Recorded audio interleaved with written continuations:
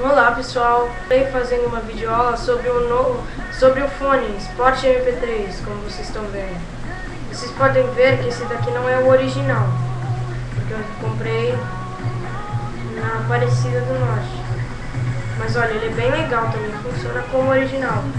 Pode ver, ó, tem entrada para cartão de memória e tem rádio também. E esse primeiro botão é para ligar ele.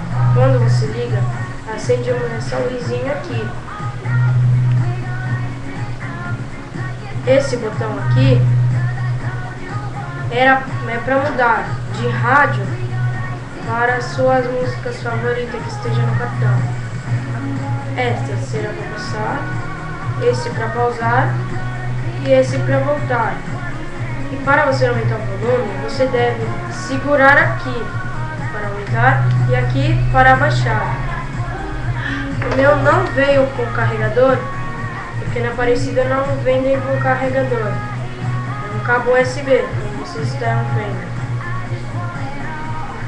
Mas é bem legal.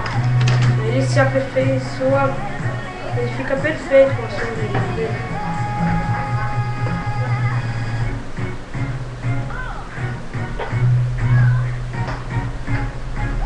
Não sei se vocês estarão escutando, mas... Pera, deixa eu tirar a minha música de fundo, por favor.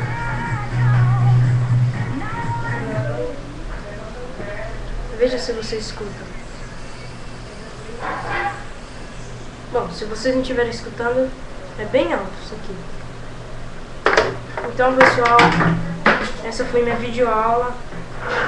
O nome do fone é Sport MP3. Não é original, né? Mas ele é bom também, é baratinho, foi R$35.